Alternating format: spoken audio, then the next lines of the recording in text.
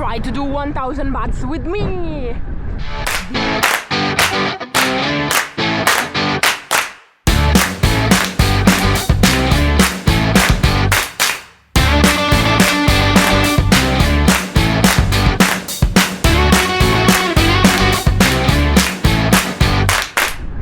The other day I was doing some spin-ups with Oskar, seated, and I almost reached 900 watts.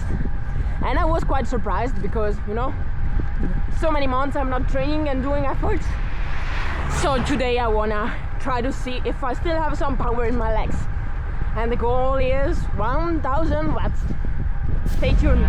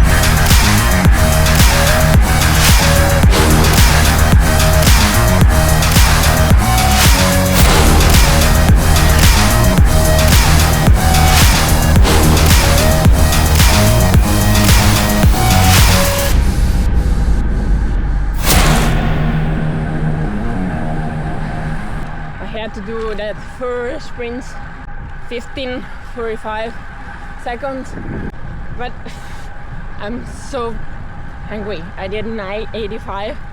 I wanted to do 1000. Maybe I do one extra now.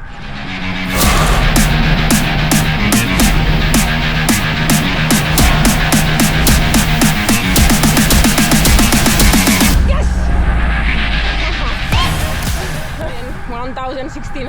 I didn't really sprint because it was maybe 3-4 seconds, but I just wanted to see 1000 just to tell myself that I'm going very slow, but I can still push a bit. Step by step I will get back, and I'm happy to see that I still have a bit of power. How is it possible to do 1000 watts without training? Why without training? Well, I think the last time I did a sprint was the last race I did in November. We are in March, so I can't say that is without training. And also, I've been not riding for months and I've been not going to the gym as well. So that was without training. And now I will explain you how. Starting from the point that I'm a sprinter since day zero, I'm a track cyclist and I always enjoyed to sprint. I can remember I did my first test when I was about 14, so in 2015.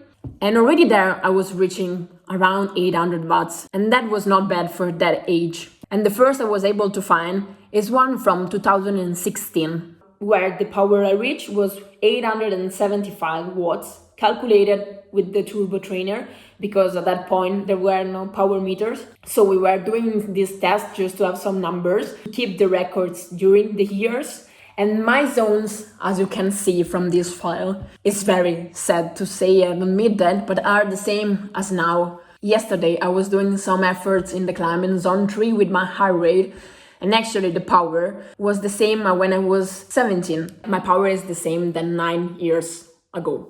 And that's absolutely not funny for me, but well, it is what it is. We keep going with the test. I was able to find in 2019, I was for the first time reaching the 1000 watts. So for me, as you can see, it's quite a lot of years that I can reach more than 1000 watts. So for me, it's actually quite normal. I would say it's more than normal. It's something I have to do. Otherwise, it means that I'm in very bad shape.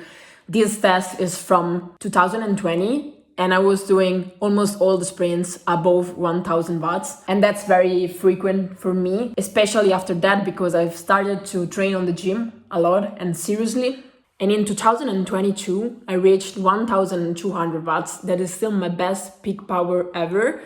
I was also using a different power meter. So it can be that is also one of the reasons why it's hard for me to get that number again now, but I'm always quite close to it. The reason why I did this best peak power, I was training with Christian Scaroni when I was living in the lake. We were always doing sprint at the sign, and at the beginning I was winning most of the times, but then it started to be more and more good at it because we were sprinting all out every day. And when I did my record, actually was the last training we did together before he won a race on a sprint with the jersey of the national team. So that felt quite special, and it's still a very nice memory that I have.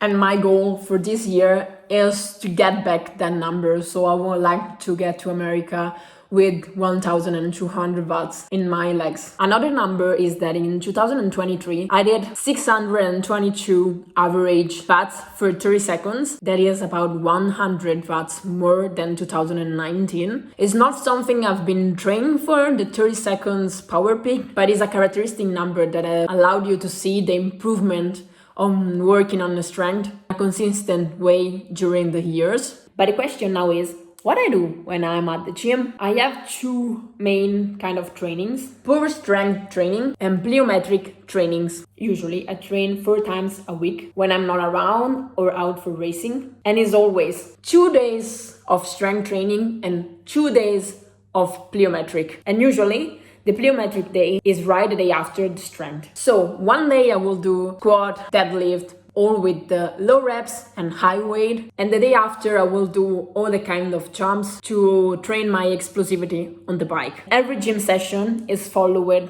most of the time by a training. That could be an easy ride, but could also be a proper training with efforts. At the moment, I'm not doing this kind of plan because I've been stopped for a while, so I'm just restarting to get used to the gym, doing some more complete workout with a bit of strength and jumps in the same session. As you can see in my vlog of the second week from Zero to America, you will also see some exercise for the upper body. First of all, because I like to train it, but then because it's very useful for 2 reasons. When you're tired, you start to use all the muscles in your body. So you get tired with all your body and you get pain in all your body if the upper body is not trained enough to do that. And second, I feel so much more stable and secure when I ride on my bike, mostly when I'm sprinting or going downhill or just also standing on the bike. You feel that every watt you have to push doesn't go to waste. They go straight on your bike. And remember that every time I do a gym session, I have a proper warm-up routine, an exercise, and then always a stretching session. I like to do stretching also sometimes before going to sleep, and you will find this kind of routine in a separate video we'll do about that. And now I want to know, do you do gym? If yes, what do you train? How many times a week? And what exercise? But mostly, what is your best peak power on a sprint? Let me know in the comment below, then I can try to beat you, or you can try to sprint till you can reach me. I hope you enjoyed this short insight about my training plans. Remember to subscribe, like and comment below, and thanks for being part of my journey riding with Franci.